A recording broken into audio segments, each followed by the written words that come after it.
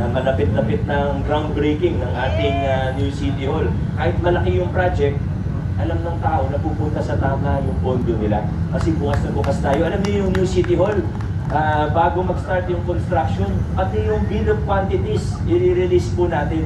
Alam ng mga engineer, hindi naman pangkaraniwang ginagawa yan sa pamahalaan natin. Pero tayo, extra mile, extra measures tayo para maging transparent, para alam ng tao na nagagamit sa tama ang pondo nila. At hindi lang yung pondo pinag-uusapan natin, kundi alam nila na tama yung pagpaplano, yung pagpoproseso, mula sa pagpapalangkas hanggang implementasyon ng programa. Kaya maraming salamat, siyempre una sa ating City Council, pero pati na rin sa ating mga kawani na sa totoo, hindi madali yung ginagawa natin.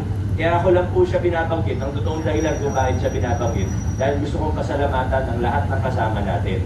Mula sa Local Finance Committee, hanggang sa mga iba't ibang opisina nito, hanggang sa Engineering Department, City Health Department, ng mga kasama natin sa mga proyekto pang infrastruktura, gaya ng multi-purpose natin sa Puruktos. Dahil kung hindi po dahil sa inyo, hindi namin magagawa yung gantong estilo ng paggugobyerno kung saan mas nagtitiwala ang tao sa ating pamahalaan. Maraming salamat!